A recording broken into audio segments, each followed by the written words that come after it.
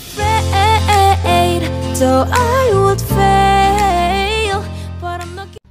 Assalamualaikum warahmatullahi wabarakatuh. Halo semuanya, perkenalkan nama saya Alivia Selvitri dari Universitas Islam Negeri Fatmawati Soekarno dari kelas KPI 2A dengan nomor NIM 22233100002.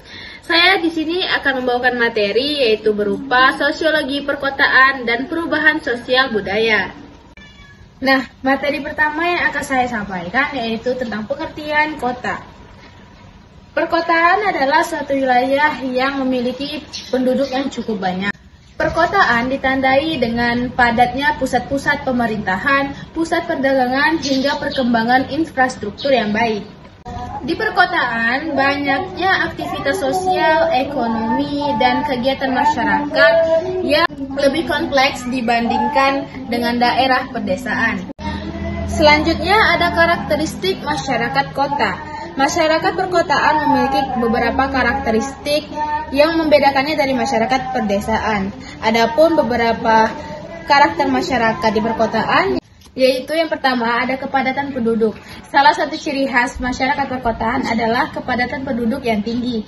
Wilayah perkotaan umumnya memiliki populasi yang padat, dengan banyak penduduk yang tinggal dan bekerja di area yang terbatas. Yang kedua ada multikulturalisme. Perkotaan sering sekali menjadi tempat bertemunya berbagai kelompok etnis, budaya, dan agama.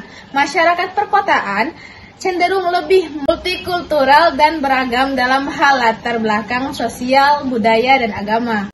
Yang ketiga ada mobilitas tinggi. Masyarakat perkotaan cenderung memiliki tingkat mobilitas yang tinggi. Penduduk yang sering melakukan pekerjaan yang jauh untuk bekerja, bersekolah, dan beraktivitas lainnya. Transportasi umum dan infrastruktur yang lebih baik memungkinkan mobilitas yang lebih mudah. Yang keempat ada gaya hidup yang sibuk.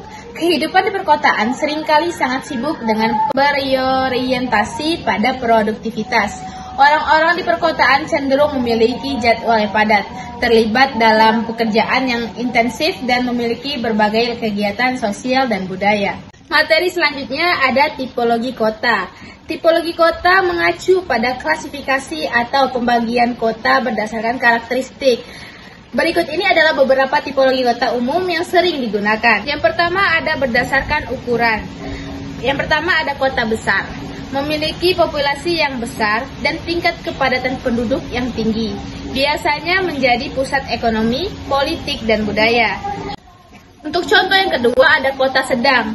Ukuran populasi dan kepadatan penduduk yang lebih rendah dibanding dengan kota besar, tetapi masih memiliki beragam aktivitas ekonomi dan infrastruktur yang lengkap. Nah, contoh yang ketiga ada kota kecil. Memiliki populasi yang lebih kecil dan biasanya memiliki tingkat kepadatan penduduk yang lebih rendah. Aktivitas ekonomi cenderung lebih terbatas. Yang kedua ada berdasarkan fungsi. Contoh yang pertama itu ada kota industri, yaitu didominasi oleh sektor industri dan biasanya memiliki banyak pabrik dan perusahaan manufaktur. Yang kedua ada kota perdagangan, berfungsi sebagai pusat perdagangan dan memiliki pasar tradisional, pusat perbelanjaan, dan sektor usaha jasa yang berkembang. Contoh yang ketiga ada kota pariwisata, yaitu bergantung pada sektor pariwisata dan atraksi wisata alam atau budaya yang menarik bagi wisatawan. Masuk ke contoh yang ketiga, yaitu berdasarkan perkembangan sejarah. Yang pertama ada kota tua, memiliki sejarah yang panjang dan seringkali memiliki situs bersejarah atau warisan budaya yang signifikan. Yang kedua ada kota baru, kota yang dibangun dengan tujuan tertentu seperti kota perencanaan atau kota yang dikembangkan untuk mengatasi masalah kota lainnya. Nah, sekarang kita masuk ke materi terakhir nih guys, yaitu tentang perubahan atau kemajuan terkini yang terjadi di kota Bengkulu, yaitu tempat tinggal saya sekarang. Yang pertama ada infrastruktur. Kemajuan dalam infrastruktur kota meliputi pembangunan jalan raya, transformasi umum yang lebih baik, penyediaan air yang bersih, sistem sanitasi, dan pengembangan kawasan perkotaan yang lebih modern. Yang kedua ada ekonomi.